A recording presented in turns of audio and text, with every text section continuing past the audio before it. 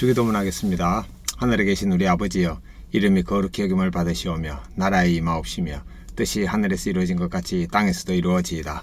오늘 우리에게 일용할 양식을 주옵시고 우리가 우리에게 죄 지은 자를 사하여 준 것 같이 우리의 죄를 사하여 주옵시고 우리를 시험에 들게 하지 마옵시며 다만 악에서 구하옵소서. 나라와 근세와 영광이 아버지께 영원히 싸움나이다. 아멘. 찬송가 춤 있는 사람이 일어나 찬양 드리겠습니다.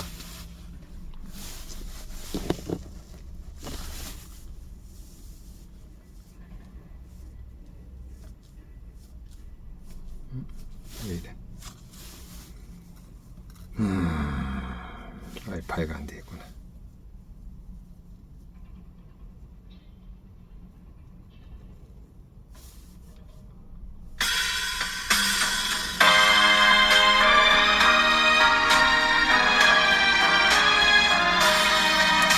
춤 있는 사람 일어나 다 힘을 합하여 이 세상 모든 마귀를 다쳐서 멸하세. 저 앞에 오는 적군을 다 싸워 이겨라. 주 예수님 믿는 힘으로 온 세상 이기네. 믿음이 이기네. 믿음이 이기네. 주 예수님 믿음이 온 세상 이기네. 아멘. 하나의 말씀 마가복음 2장 18절부터 22절입니다. 요한의 제자들과 바리새인들이 금식하고 있는지라 사람들이 예수님께 와서 말하되 요한의 제자들과 바리새인들의 제자들은 금식한데 어찌하여 당신의 제자들은 금식하지 아니하나이까? 예수님께서 그들에게 이르시되 혼인집 손님들이 신랑과 함께 있을 때에 금식할 수 있느냐? 신랑과 함께 있을 동안에는 금식할 수 없느니라. 그러나 신랑을 빼앗길 날이 이르니 그날에는 금식할 것이니라.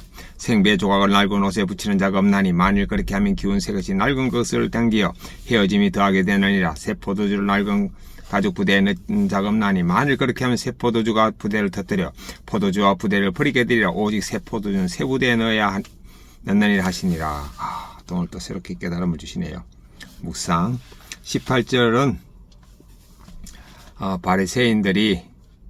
바리새인들이 예수님께 요한의 제자들은 금식을 하는데 왜 예수님의 제자들은 금식하지 않느냐고 지금 질문합니다. 19절 20절은 예수님께서 내 제자들도 금식할 때가 온다고 말씀하셨습니다. 지금은 신랑인 예수님과 함께 있으므로 즐거운 시간이기 때문에 금식하지 않는다고 했습니다. 21절부터 22절은 새 포도주는 새 부대에 넣어야 된다고 했습니다. 즉 예수님, 성령님은 거듭난 사람 안에 함께 하십니다. 적용하겠습니다. 1. 저는 죽었고 예수님이 사심을 의식하면서 거듭난 사람으로서 성령님과 동행하겠습니다. 그리고 찬양하겠습니다. 두 번째, 왼손은 주먹을 쥐면서 예수님과 십자가에 못 박혔음을 의식하고 오른손을 죽음을 쥐면서 예수님과 손잡고 있음을 의식하겠습니다. 아멘. 큐티인 본문 해설입니다. 요한의 제자들과 바리새인들은 종교적 의무로 금식했습니다. 그러나 예수님의 제자들은 금식하지 않았는데 사람들은 이를 보고 의아해합니다. 겉으로 드러나는 행위로 신앙의 깊이를 판단한 것입니다. 이렇게 자기 기준과 의로움에 사로잡히면 주님의 탐뜻을 알려고 하기보다 어찌하여라는 비판만 앞섭니다. 우리도 다른 사람의 신앙을 왼쪽 행위로 평가하거나 정죄할 때가 있습니다. 하지만 형식적인 경건보다 주님의 마음을 아는 것이 더 중요합니다. 나는 다른 사람의 신앙의 겉모습만 보고 판단하지는 않습니까? 요즘 내가 어찌하여 외침에 비판하는 것은 무엇입니까? 예수 신랑과 함께 19절 20절 예수님 혼인잔치의 비유로 금식할 때를 가르치십니다. 신랑과 함께 있을 때는 기쁨의 때이므로 금식할 수 없습니다. 하지만 신랑을 빼앗길 때는 슬픔의 때이므로 금식해야 합니다. 이처럼 하나님 나라에는 기쁠 때와 슬플 때가 있습니다. 금식은 내 욕심을 이루려는 수단이 아니라 죄로 인해 죽음과 멀어진 관계를 회복하기 위한 것입니다. 신랑 대신 예수님과 함께 할 때는 말씀을 기쁘게 듣고 순종해야 합니다. 이것이 더 중요합니다. 나는 세상 성을 얻고자 금식합니까? 아니면 주님과의 관계를 회복하자 금식합니까? 20절, 21절, 22절입니다. 예수님은 생배조각과 낡은 옷, 새 포도와 낡은 부대의 비유로 말씀하십니다. 낡은 옷에 새 껍을 붙이면 더 많이 찢어지고 낡은 부대에 새 포도주를 넣으면 터져서 둘 다 버리게 됩니다. 이처럼 예수님이 가져오신 복음은 기존의 율법과 전혀 다른 것입니다. 옛 가치관으로는 복음을 담을 수 없습니다. 복음을 받아들이면 먼저 우리 마음이 새롭게 변해야 합니다. 새 부대의 마음은 모든 것을 말씀으로 해석하여 은혜를 나눕니다. 나는 아직도 옛 가치관으로 말씀을 이해하려고 하지 않았습니까? 복음의 새로움을 담고자 내가 버려야 할 것은 무엇입니까? 겉모습으로 다른 사람을 판단하며 어찌하여라고 비판한 저의 교만을 용서해 주옵소서. 신랑 대신 예수님과 함께하는 기쁨을 알게 하시고 때를 분별하는 지혜를 주옵소서. 옛 가치관을 버리고 복음의 새 부대가 되어 주님의 새로운 은혜를 담는 것이 되게 하옵소서. 묵상간정. 낡은 부대 같은 엄마. 김지연님. 제게는 대학생인 큰딸과 지적 장애인인 작은 딸이 있습니다.